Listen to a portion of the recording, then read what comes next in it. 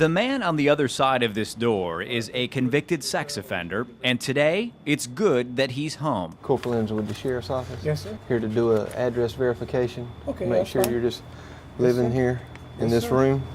Yes, sir. But Horry County Corporal Dow Enzer isn't always as lucky. I have to back up. We can try to go next door. So you've never seen him before? No. All right.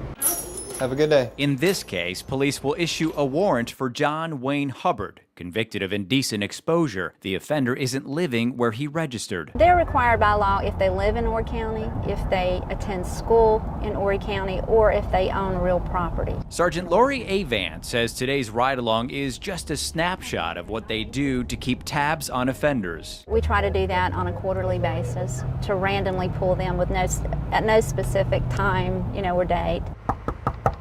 The address verification checks span hundreds of offenders living in our community. When you're looking at verifying the address of in excess of 650 offenders, that's a high volume. And so we utilize the entire Sheriff's Office. Sergeant Avance says roughly 5% of offenders, that's more than 30 in Horry County, are not living where they've registered. And she says more of those violations occur in Myrtle Beach because there are so many weekly rentals. So offenders, she says, are on the move more often. And here's another one. The address on record leads us here.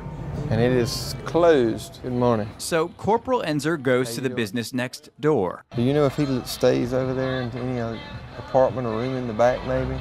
I really don't know. I saw him over here all the time outside, but Have you seen him lately? yeah, I think yesterday was over here.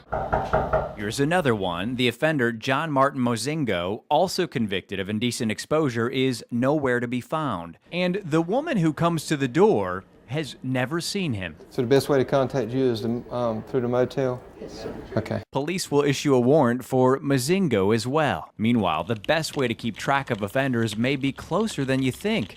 Horry County has an online database of all offenders.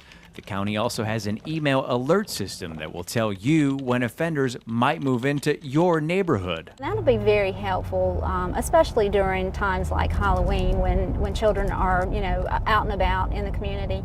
Just you can do a geographic search of your home address if that's what someone's interested in doing, and see what offenders are registered within proximity to your home address. And while most offenders may not be breaking any laws, All right, thank you for your time. We just needed to verify all your information that you're doing what you're supposed to be doing. investigators hope that you can help them keep it that way.